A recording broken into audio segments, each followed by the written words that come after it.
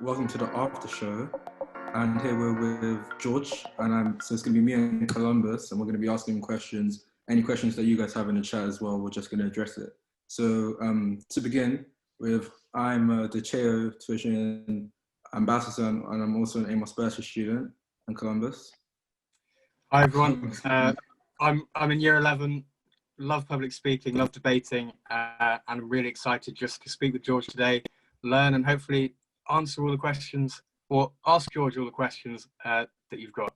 So as Kwesi said, put them in the chat if you are curious to ask George them. Exactly. And I'm in year 13, I'm the head boy of Wembley High Technology College, and so let's just start with George. So how are you, George, to begin with? I am good. I did not know you're the Amos Bursary student, so great to see another AB boy. Yeah, so yeah, that's I feel at home. Yeah, I think I've spoken to your brother Kenny, but it'll be great to hear from you now. So you can introduce yourself, please. Sure.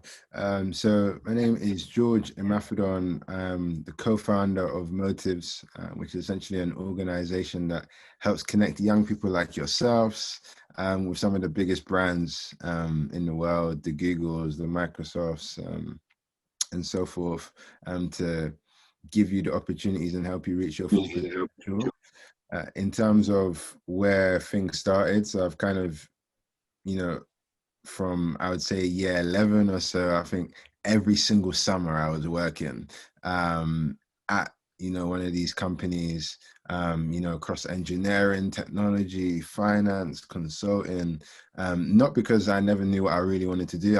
I kind of did, but I thought it was super important to be open-minded. So I explored all of these industries to better understand what they offered. I think if you don't explore them, you'll never really know. It's only hearsay. And then had that privilege to work at companies like Google, J.P. Morgan, Rolls-Royce. Whilst I was there, for example, I was there for 10 weeks and saved them £50 million. And they kind of designed a new component that is currently in the engine. So if you fly around the world and you're going to Dubai or so, my component might be in that engine. So those were like fantastic experiences that we use to eventually build Motivez and connect young people to these brands. And everything that we learned, we wanted to make sure that other young people had the same privilege of getting this information, this knowledge, and being able to apply it. So whilst being at uni studying mechanical engineering with programming, I was kind of balancing this on the side as a side hustle. And then now I'm full-time on it.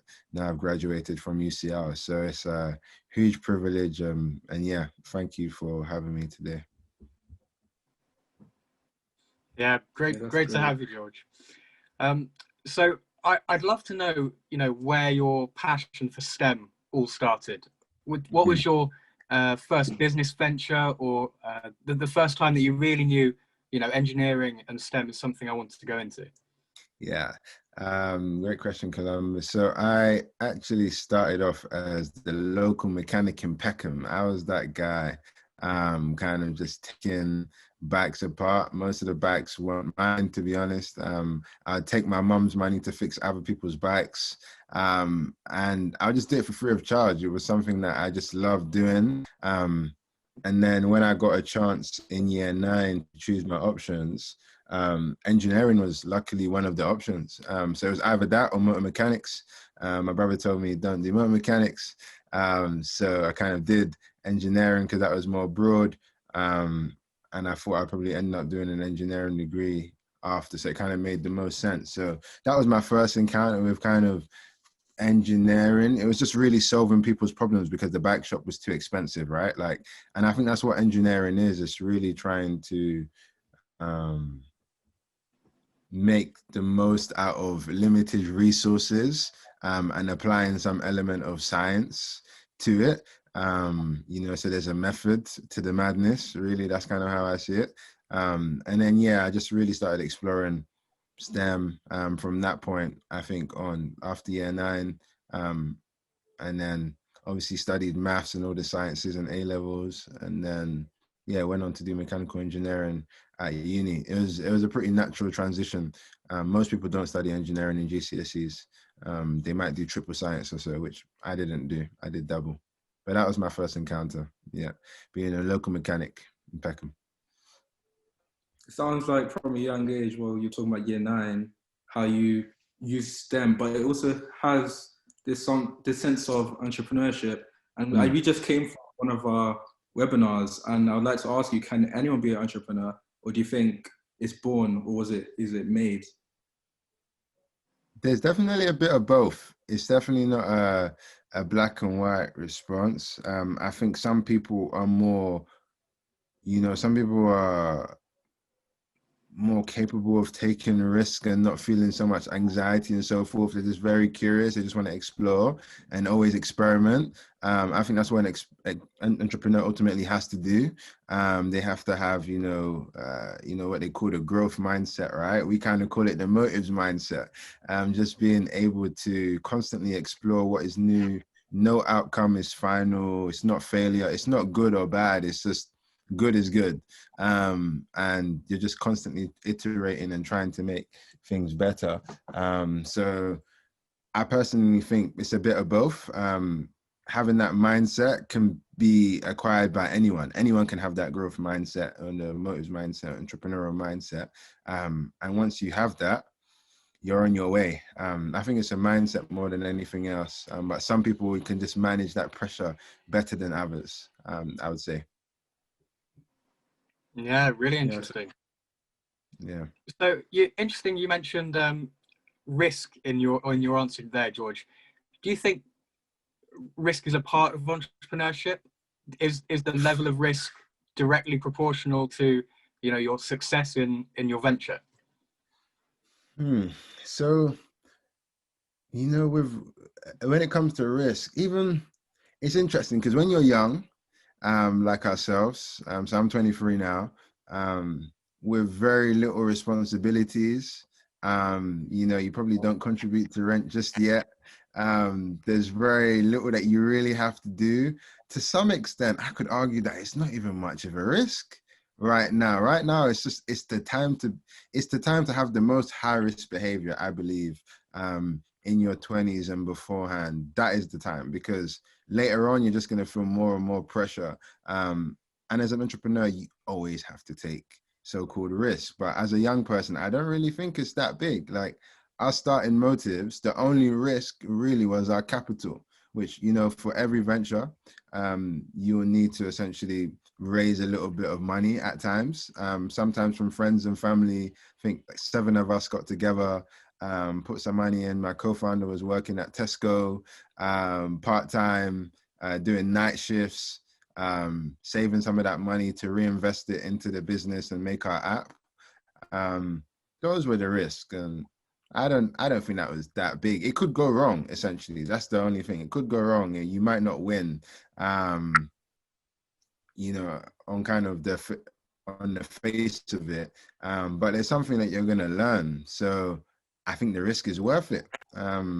It's always worth it, but it gets riskier and riskier over time. But I just see it all as a game. It's a game, and I just love playing the game. All right. Staying on that topic, one of the questions is, if you decide to work for a company, can you still start your own business? Because I know you worked for various companies, but you still had Motivez. So how do you manage that? Yeah. So I guess I started Motivez when I was 17, 18. So it's been running for the last 5 years. And every single internship or work experience I've done, I've had Motivez. That has been an asset, not a liability, because it's allowed. One thing is saying that you're an entrepreneur, or you have an entrepreneurial mindset that we just spoke about. But the truth is, entrepreneurs are doers. They execute, they make things happen, they set things up, they test things out. You need to have fruits of your labor as an entrepreneur, unless you're just a talker, you know what I mean?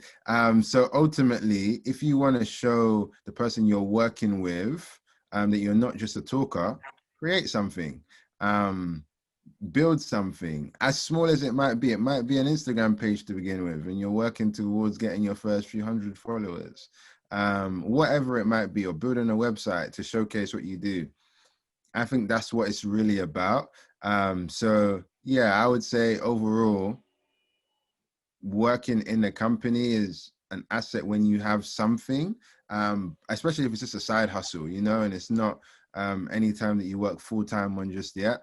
And when that time comes, you'll know the money and so forth will be coming in, and you can have a bit of a trade-off to say, hey, what do I really need to live on?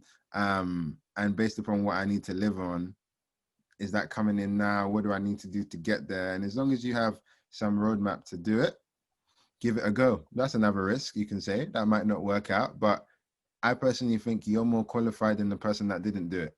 It's just not many people will tell you that, because most people don't want to take risk. That's the truth. They just want to do what everyone else does. But if you've done what everyone else done, you'll never get different results, and you'll never do anything impressive or amazing. And I don't see the point of life if you're just doing what everyone else done. I think that's a bit boring. Yeah, I feel that. Yeah. What do you think the difference is between a side hustle and, you know, the next Google, the next Instagram? Yeah, I would say for a side hustle, generally speaking, a lot of people describe it as, hey, you might still have your 9 to 5, or in the case of a student, I don't know what it is, you know what I mean? It's a similar kind of vibe, you know, 9 to 5, you can kind of work towards that, right? You might still have uni, and you're doing all of this on the side of that. It's really a side dish. It is your chips and Nando's. It is your garlic bread. It's not the main course. Your main course is your main course. And it's just something that you dibble and dabble in. So I would say the key distinguishing factors for me is often the time that you spend on it. Maybe you're only spending 2 hours, 3 hours a day, if that. You know, your team, most people probably are doing the same thing. So if you're, you know, setting up a big company, generally speaking, what you're going to try and do is raise investment as soon as you can. For a side hustle, a lot of people would want to bootstrap, and bootstrap just means use your own money or use the minimum amount of money around in order to actually get this thing off the ground. So you might say, okay, as opposed to, you know, spending ads, we're just going to try and see what campaign can we do for free to kind of do something, or what giveaway can we do for something that already is in my house. You know, can I sell this calculator if I'm doing something, and then in order to do that, raise £20 to spend on something else. You know, you're really just doing things very scrappy. I would say a side hustle similar to like a startup. It's, you know, you're just doing scrappy things, but it's often side hustle. You're not spending as much time as you would on a full-time kind of business that you're trying to like raise investment for and so forth. But you can transition. There's just different phases, but a side hustle is often very early, just another stream of income. You know, some people do e-commerce businesses, they do Instagram pages, they do a lot of different things as side hustles. I think that's often what it is, just another stream of income, and you want to minimize time on it. But if you want to turn it into a business, then you want to maximize it, and then you want to build a whole team. But a side hustle, you can probably even do by yourself. Talking about time, I know, well, you've been saying that you've been doing various amount of things, and with the Amos Bursary and then now the Lewis Hamilton project, and I have Motivez. How do you juggle so many things? Yeah. So my key recommendation would actually be for everyone to read well, read widely. But the one book I would recommend most importantly is a book called The One Thing by someone called Gary Keller. So if someone from the team could find that and put that link in the chat, that would be amazing. It should be on Amazon. The One Thing by Gary Keller. That changed the game for me in terms of time management and understanding how to do it. So what I often do now is energy management. I look at when do I have the highest amount of energy, and based upon when I have the highest amount of energy, that's when I do my hardest kind of work. So how my day looks now, for example, is I wake up at like 5:36 often. I go for a jog to generate my energy. It's all an energy game. We're human beings. You're literally a machine. You eat, you get energy, and you produce again, right? So I go out for my jog. That kind of releases those endorphins, gives me that energy that I need in order to say, okay, cool, let's tackle the day. That's one of my first dominoes. I'm big on my faith. So based on my faith, I'm kind of in my Bible app or whatever it is, that's kind of giving me the strength and perspective in the midst of this pandemic to actually keep going. And then based upon all of that, following that, I'm coding so I do that kind of between 6 to 9. I'm just really getting mentally prepared. From 9 to 12, I'm doing the coding, which is the more heavy stuff. I probably haven't touched social media yet, unless I'm documenting my jogging. I haven't like consumed anything. I've just, put stuff on. So I haven't really consumed any negative stuff. I may have read the BBC app for 10 minutes to be up to date, or asked Alexa to give me the news. And then from 12 to 3, I start doing the admin, because that's easy work. That's nothing hard, And then 3 to 6, I'm kind of winding down, doing a little bit more tasks again. So I just manage my energy well, and the time kind of takes care of itself. And I set myself one big thing to do every single day, related to the different areas that I'm particularly focusing on. You can't focus on everything 100% at all times. So just imagine you had a stove with limited gas, and you have like 4 different stoves. And if you have limited gas, something you might want to cook quicker. So you'll say, okay, cool. With that stove, I'm going to literally put a little bit more gas, and the rest are going to have a bit less. But that's okay. And you have to be okay with that, and know that because there's less gas on those stoves, there's going to be a bit of chaos at times, but you just accept it and embrace it. When you try and fight it, it doesn't work. It really doesn't. So I would say I focus on the long game. I know nothing's going to just happen overnight. I don't focus on just ticking things off. I think it's not good for your mental health. So even in the one thing, they have something called a success list. So it's not a to-do list. It's a refined version of a to-do list, which is focusing on the things that you really need to do in order to have a successful day. So that list might go from 10 to 3 things. So really, I think I'm doing less, if I'm being honest, of the big things. And yeah, somehow I end up doing more. And it's just a case of time blocking as well. So I time block a lot of time for myself, whether that is Netflix as well. Just if I want to spend that time doing it, I will block that time out to do it, or I might just watch it over lunch. It's just find creative ways to structure your day. But I think if you don't have any structure to your day, I can't help you. I think there is the routine is what keeps me going. I don't have to think about it. It's like muscle memory. It's muscle memory. I just do it again and again, and I get better over time. Not perfect though. Some days I mess up, and that's okay. But that's why in my routine, I have journaling at the end of the day. And that's for me to reflect. All I need to write is 1 sentence. I don't intend to write anything more than that. Some days, if I'm in the flow, I do. But you do little small commitments. And if you do those small things, they encourage you to do more. So don't give yourself some big thing to do. You won't do it. Yeah, that's the easiest way to say it. And even if you do it, you won't do it consistently.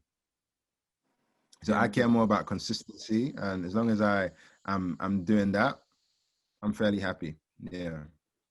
I don't know if that answers the question. It does. For me, as a year 13 student, what I got from there is energy management instead of time management, which is weird because from primary school, we're put into this schedule where you have period 1 to period 5. And I think it leads on to the question in the chat, which is how would this routine be applicable to a student in 6th form? Yeah. So in 6th form, I'm not sure how they're doing it now in COVID. I'm not particularly sure how your whole days are scheduled, whether you're in for the whole day or not. But on a particular day, for example, if you're revising, I remember going in on a train. Sometimes I'll be okay. So let's say I was doing 4 subjects, right? So maths, physics, chemistry, and biology. In this case, you know what subject you're struggling in the most. Like, you know it. Like, often you do a bit of a, you do a test, a progress test or whatnot, you know it. But before then, you probably even know anyway, right? So let's say maths is what I was struggling in the most. Because I've only got a limited amount of energy, a limited amount of gas, right? I have to focus. And I have to focus on one area, preferably more than the others, right? So I might say, okay, let me focus on maths. So what can I do for maths? In the mornings on my commute, can I download the maths tutor, physics and maths tutor, or, whatever the site is, one of those guys definitely got me an A. So he was a nice guy. I think that was Exam Solutions, right? So I might download the Exam Solutions app and be watching a 10-minute video in the morning or 15-minute video before I go to that class today that I know I'm going to learn that topic on trigonometry, right? And then that will get me in the right mindset, right mind frame to like actually start. I'm investing in myself, because you have to invest in yourself somehow, right? You have to put in the work. But those 10 minutes can really make the difference, because your teacher might be dead. It might not be a great teacher at explaining the concept, but if you can get someone else to explain the concept beforehand, you can go into that class with a little bit more confidence, or you can at least use it as a way to catch up. So that's one small thing that you could do. If you did that on your commute every single time, as opposed to just listening to Pop Smoke or something else, right? I think you could definitely be in a different place. Or you use that time to read, whatever it is that you need to do. That's what I did, for example. I did that on my way to college and my way back as well. That means sometimes not having conversations with my friends for that 10 minutes, which is okay. It's not that deep. And then in the evening, when I come back home to revise, I'm also prioritizing maths before I prioritize the other subjects. Or I might do biology, because I know that will help me with my confidence, for like 45 minutes, just to kind of get into the grips of things. And then I'll do maths as the next thing, as opposed to the last. Because if I do it as the last, where's my energy? High or low? Yeah, that was really interesting Low, to right? hear. Yeah. That's you referenced music, and instead of listening to music on your commute, read, or do a bit of homework. Must your motivations be strong? So that could be applicable to getting good grades in school, or for a business venture, or side hustle, whatever it is. Without strong motivations, will you succeed or not? It's a good question. So personally in GCSEs, I did pretty well eventually. By the way, just for context, I didn't start off like this. It's very easy to think, hey, George was always high flyer. I absolutely wasn't. I used to get G's, D's, and so forth at GCSEs. My brother went to prison for murder and 7 other charges. And then I realized, okay, we've grown up in Peckham, but I'm just not a product of my environment. I was involved, actively involved, but there's something had to change. So then I decided academics was the way. In year 9, year 10, I started stepping it up. So if I can do it, I personally believe a lot of people can do it. I did it all while sleeping on the couch. I did not have a bed. I did not have my room. I could go in my mum's room. I'll get a little flip up table to revise. So I think for your question, the motivation, you need to know what you want. For me, I knew I wanted to apply for a full tuition scholarship to cover my time at university. I knew that from year 9. I knew I wanted scholarships. I knew I wanted all of these things. And I knew the harder I work, not only will I be happy, but I increased my chances of getting the scholarship. So that was my main motivation at the time. It's like, let me do that well. Because, hey, like they're going to give me £36,000 to do my degree. Or, £27,000 if you're doing 3 years. I think they've added 250 on top of that. So the numbers don't even work anymore. I think it's 9,250 now. But yeah, you kind of get the premise, right? Which is like, I had a goal in mind and I was very intentional about that goal, which put pressure on me. But I had outlets, whether that be journaling, jogging, speaking to friends, girlfriend at the time, for 10 years or so. So that all kept me grounded. Personally, I knew about this because through the Amos Bursary, but a lot of people wouldn't. They'll just see that, oh, he's working with Lewis Hamilton or that Rolls-Royce breakthrough. Do you think it's died down, as in like it's watered because like where you are right now is powerful, but a lot of people won't know your journey. And how does that feel? You know what helps me now, Kwesi, is the fact that I know people will never fully understand the context. Never. And that's because, number one, I don't have all the time to explain it. And number two, people will just see something and just think whatever they want to think anyway. You've looked at YouTube comments and you've seen them. It's like, whoa, this is very interesting. Like this body of work, you've put in everything, you just completely shut it down. You know, I just think people will never fully understand the context, and you just have to have immense amount of faith and self-belief that you're doing the right thing, and then have a good support system around you. Sometimes your parents can't even be that good support system. You have to find people externally to help you do that, whether it's coaches, mentors, people that will help you keep up your motivation, inspire you every now and then. And yeah, sometimes your friends from beforehand to allow you to know where you're coming from, to also, you know, help you understand that the journey that you're on, you've come a very long way. And it will just keep you grounded as well. So that's what I do personally. I just people never understand the full context, but I'm okay with that. Yeah. Do you approach each interaction with a set goal in mind? Because as I'm talking to you, I'm really starting to understand and appreciate the mindset that you kind of approach life with. So, for example, if you're meeting the CEO of Google tomorrow, well, hopefully you wouldn't walk blindly into the meeting, but do you know exactly people what will. you want to get out? Often I do. Like every single, especially a meeting, there's an outcome. There's often an outcome that I have in mind. But I will also go with the flow. I'm also very adaptable, very flexible. I think these are key traits. So I'll go with the flow and the time. Hey, if I'm speaking to the CEO of Google and he's now speaking about NSARS or so forth, my outcome might be out of the window because I'm like, hey, this is a very big topic that I want to contribute to and I want to help you. So I really go in with the outcome of adding value and being a person of value. So that's why I invest so much in myself. So hopefully by the time I'm done, they would have left with something. I'm happy with that. Often there's something called, there's a guy called Gary V, an entrepreneur. Has a book, I think it's called Jab, Jab, Jab, right? Which is basically like give them value, and then ask for something.